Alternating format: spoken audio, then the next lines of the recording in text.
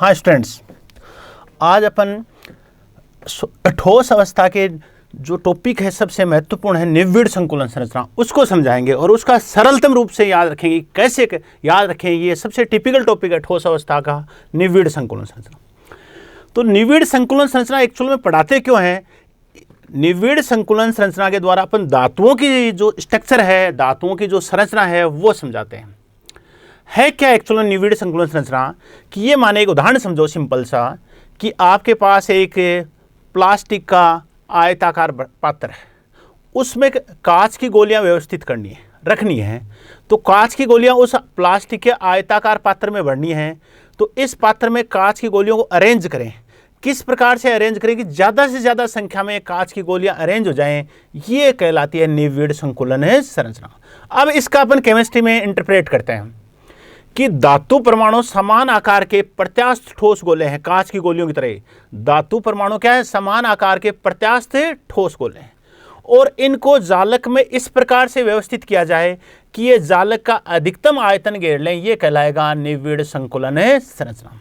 वह समझिए, फिर से समझिए कि धातु परमाणु समान आकार के प्रत्यास्थ ठोस गोले हैं और इनको जालक में इस प्रकार से व्यवस्थित किया जाए कि जालक का अधिकतम आयतन ये ठोस गोले घेर लें, वो कहलाएगा निविड़ संकुलन संरचना। तो जालक कौन है? आपका आयताकार पात्र प्लास्टिक का, और जो ठोस गोले हैं वो क्या है? कांच की गोलियां हैं। तो इस जालक में जो धातु परमाणु को इस प्रकार से व्यवस्थित करो, अरेंज करो कि जालक का अधिकतम स्थान कौन घेर लें? ये ठोस गोले घेर लें, धातु परमाणु घेर लें, वो कहलाएगा निविड़ संकुलन संरचना। अब इसमें दो परिभाषाएं आती हैं। एक आती है संकुलन दक्षता। संकुलन दक्षता, संकुलन दक्षता क्या होगा कि जालक के कुल आयतन का ठोस गोले कितने प्रतिशत आयतन घेरते हैं, वो कहलाएगा संकुलन दक्षता। हुआ क्लियर?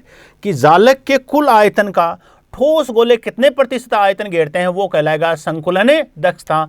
तो संकुलन दक्षता निकालने का फॉर्मूला होगा, क्या होगा? ठोस गोलों का आयतन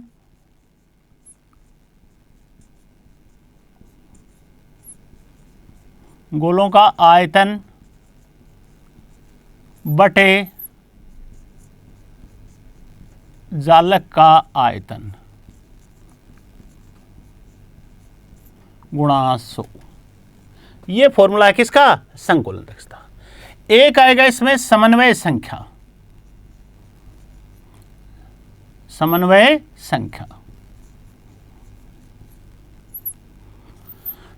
संख्या किसको कहेंगे? कि निविड़ संकुलन संरचना में प्रत्येक ठोस गोले के निकटवर्ती ठोस गोलों की संख्या ही समन्वय संख्या कहलाएगी। कि या धातुओं की निविड़ संकुलन संरचना में किसी भी धातु परमाणु के साथ अन्य कितने निकटवर्ती धातु परमाणु हैं, वो क्या कहलाएगी? समन्वय संख्या। हुआ क्लियर? कि निविड़ संकुलन संरचना में प्रत्येक ठोस गोले से निकटवर्ती ठोस गोलों की संख्या ही क्या कहलाएगी? समन्वय संख्या। तो समन्वय संख्या क्या है? ठोस गोलों की निकटवर्ती संख्या की संख्या। आई बात समझ में? ये दोनों बार। अब आओ निविड़ संकुलन संरचना को एक्सप्लेन करते हैं कि कैसे अरेंज होते हैं धातुओं में, जो धातु परमाणु हैं वो कैसे जालक में अरेंज होते हैं। पहली है इनकी एकविमीय निविड़ संकुलन संरचना।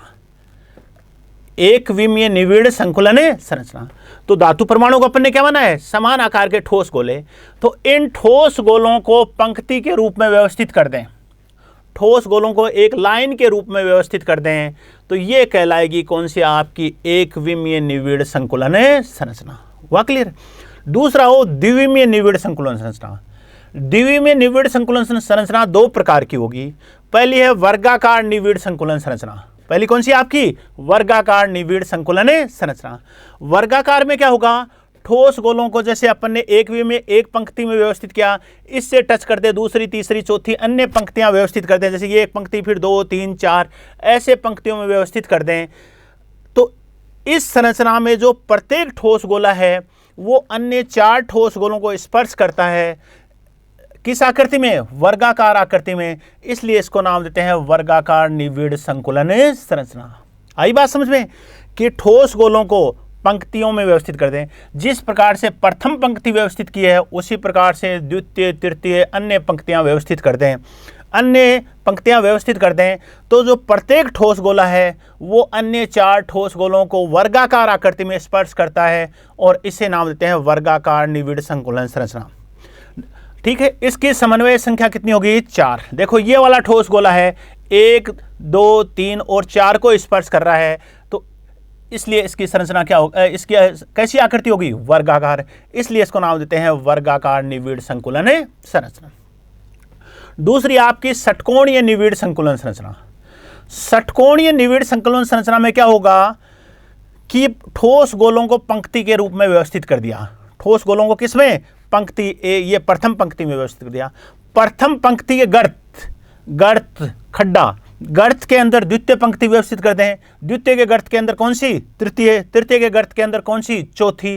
तो इससे जो द्विमीय संरचना बनेगी उसको नाम देंगे षटकोणीय निविड़ संकुलन संरचना। क्यों कहेंगे षटकोणीय? देखो ये एक ठोस गोला है, ये कितने को? 1 2 3 4 5 6 किस आकृति में? षटकोणीय आकृति में। कितने को स्पर्श करेगा? 6 को, इसलिए इसकी आकृति कैसी होगी? षटकोणीय। तो ये कहलाएगा षटकोणीय निविड़ संकुलन संरचना। इसकी समन्वय संख्या कितनी होगी? 4। दोनों में अंतर समझ में आया? वर्गाकार की जो समन्वय संख्या होगी वो कितनी होगी? 4 होगी, और षटकोणीय की निविड़ जो षटकोणीय निविड़ संकुलन संरचना की समन्वय संख्या कितनी होगी? 6 होगी। क्यों? प्रत्येक ठोस गोला अन्य कितने ठोस गोलों को स्पर्श करेगा? 6 को स्पर्श करेगा। अब आओ इनकी त्रिविमीय निविड़ संकुलन संरचना। तीसरे टाइप की हैं। पहली कौन सी आपकी? वर्गाकार, दूसरी है द्विविमीय, तीसरी है कौन सी आपकी? त्रिविमीय।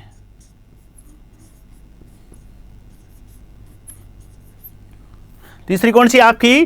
त्रिविमीय निविड़ संकुलन संरचना।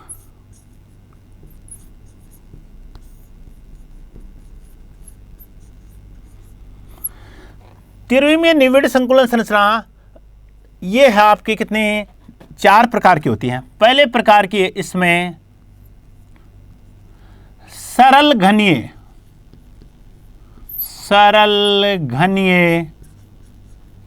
निविड़ संकुलन संरचना। सरल घनीय निविड़ संकुलन संरचना। सरल घनीय किसका त्रिविमीय रूप है? ये वर्गाकार का त्रिविमीय रूप है। ये वर्गाकार अभी अपन ने बनाई थी, ये वर्गाकार संरचना थी, द्विविमीय वर्गाकार थी, ये थी वर्गाकार। ये लेयर है ए। जैसे ये कमरा है, कमरे में ठोस गोलों की जो वर्गाकार आकृति में कमरा है, कमरे में नीचे फर्श पर ठोस गोलों की एक पंक्ति व्यवस्थित कर दें, ये कहलाएगी द्विविमीय संरचना। और इस कमरे को एक लेयर के ऊपर अन्य लेयर बिछाते बिछाते पूरा भर दें तो वो संरचना कहलाएगी कौन सी? आपकी त्रिविमीय संरचना। तो जो जालक में धातु परमाणु या धातु परमाणुओं को ठोस गोले कहते हैं, उनकी एक लेयर बिछा दें, एक परत बिछा दें तो वो तो कहलाएगी द्विविमीय संरचना। और इस परत के ऊपर अन्य परत बिछाते बिछाते जालक को पूरा भर दें, वो कहलाएगी त्रिविमीय संरचना। तो द्विविमीय अपन ने 2 प्रकार की बताई। अब त्रिविमीय देखो कैसे बनेगी। वर्गाकार का जो त्रिविमीय रूप है वो सरल घनीय। ये एक वर्गाकार है, वर्गाकार संरचना की लेयर ए है, इसके ऊपर दूसरी लेयर ऐसी की ऐसी दूसरी लेयर बिछा दो, फिर तीसरी लेयर, फिर चौथी लेयर, फिर 5वीं लेयर और छठी लेयर, ऐसे कैसे बिछाएंगे? तो देखो ये 4 ठोस गोले थे, 1 2 3 4, 4 के ऊपर फिर कितने आ गए? 4। तो कैसी संरचना बन गई?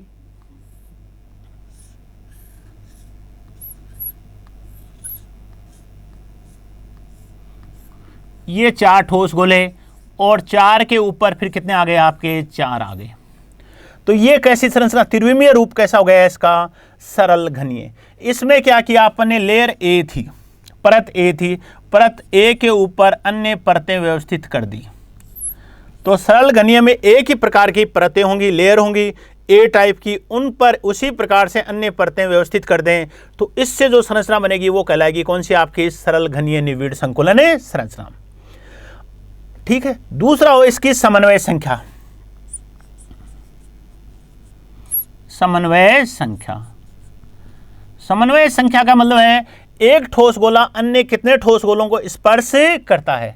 तो समन्वय संख्या में देखें तो ये वाला ठोस गोला 4 तो अपने तल पे टच कर रहा है, 1 2 3 और 4 तो अपने तल पे टच कर रहा है। अब इसके ऊपर ऐसी ऐसी परत रखा हुआ, तो 5वां इसके ऊपर रखा हुआ है, एक ये पीछे की ओर रखा है, क्योंकि करोड़ों लेयर्स होती हैं एक जालक में। तो एक ये ठोस गोला है, एक इसके ऊपर यहाँ रखा हुआ है, ये जो बीच में दिख रहा है इसके ऊपर रखा हुआ है, और एक इसके पीछे की ओर रखा हुआ है। तो ये केंद्र वाला ठोस गोला कितने को स्पर्श कर रहा है त्रिविमीय संरचना में? 6 को। तो इसकी समन्वय संख्या होगी स्टूडेंट्स कितनी होगी? 6। संकुलन दक्षता, संकुलन दक्षता मतलब सरल घनीय आकृति में ये लेयर ए बिछा दी, तो ये सरल घनीय आकृति में बना दी, तो इसकी संकुलन दक्षता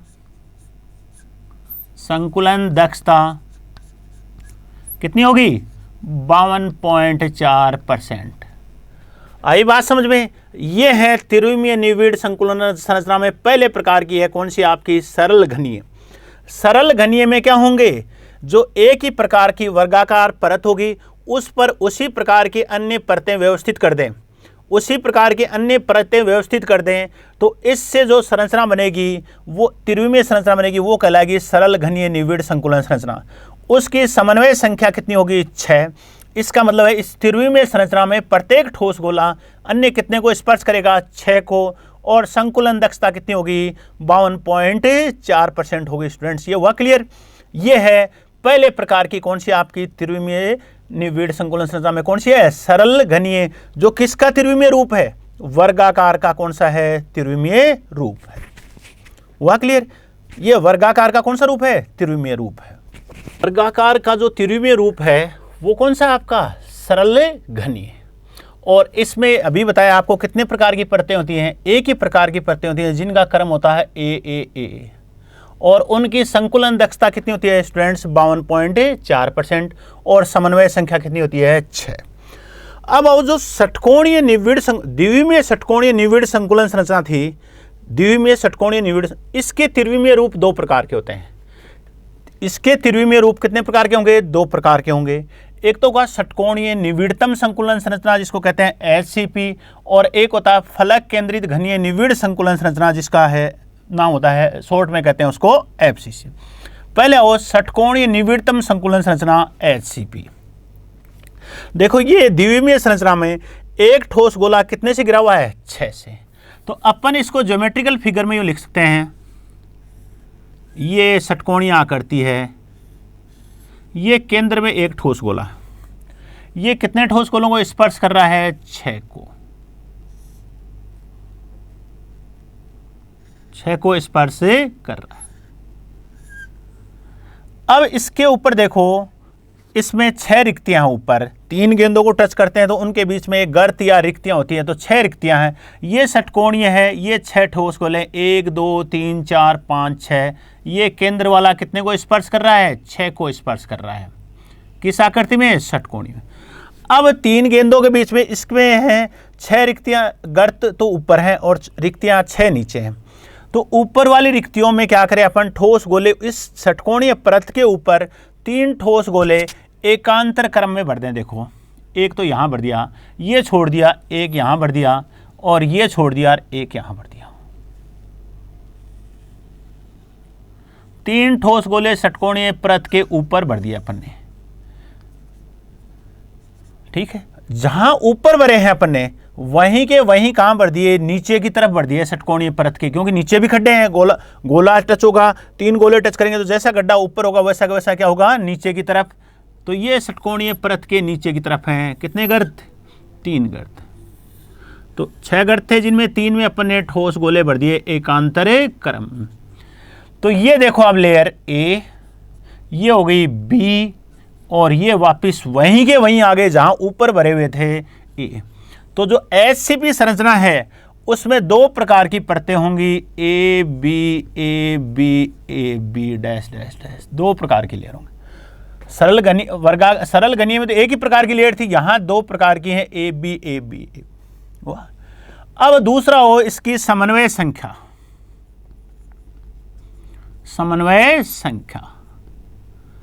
समन्वय संख्या में देखो, ये केंद्र वाला ठोस गोला 6 तो अपने तल पे स्पर्श कर रहा है द्विविमीय में, 3 इसके ऊपर रखे हुए हैं, 3 नीचे रखे हुए हैं, तो कितने को स्पर्श कर रहा है? 12 को। तो इसकी 6 और 6 समन्वय संख्या कितनी हो गई? 12। और संकुलन दक्षता, संकुलन दक्षता कितनी हो जाएगी इसकी? 74%। कि जालक के कुल आयतन का 74% तो कौन घेर लेंगे? ठोस गोले, और बाकी का स्थान क्या रह जाएगा? रिक्त रह जाएगा। इस प्रकार की संरचना होती है आपकी जिंक, किसकी?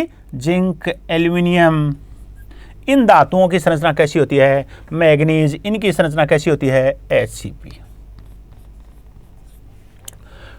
इसी का दूसरा जो सरल घनीय का एक त्रिविमीय संरचना तो है षटकोणीय, दूसरा इसी का त्रिविमीय रूप है कौन सा आपका? फलक केंद्रित घनीय संरचना या फलक केंद्रित घनीय निविड़ संकुलन संरचना, जिसको नाम देते हैं अपन FCC। ये कैसी संरचना है? देखो, ये ज्योमेट्रिकल फिगर बना ली अपन ने षटकोणीय की। ये केंद्र में एक ठोस गोला है जो 6 को षटकोणीय आकृति में स्पर्श कर रहा है। ऐसा कैसा ही है? अब 3 ठोस गोले इसके ऊपर रख दिए अपन ने, यहाँ रखे थे वहीं एक छोड़कर 1, 2 और ये 3। इसमें भी ऐसे रखे हुए थे 3 ठोस गोले। ऊपर वाली परत में दोनों में सेम ही है। अब इसमें क्या करते हैं? नीचे वाली परत में जो नीचे गड्ढे में गोले बढ़ने हैं नीचे की तरफ से, इसमें तो जहां ऊपर भरे थे वहीं के वहीं कहां भर दिया अपन ने? नीचे की तरफ। इसमें जो ऊपर खाली रह गए वो नीचे से भर दो। आई बात समझ में? दोनों में इसमें तो जहां ऊपर भरे वहीं नीचे की तरफ से भरो, और यहां जहां ऊपर भर दिए वहां नीचे की तरफ से ऊपर भर दिए, वो तो खाली छोड़ दो नीचे की तरफ, और जो खाली रह गए वो नीचे की तरफ से भर दो। तो ये नीचे की तरफ से भर दिया।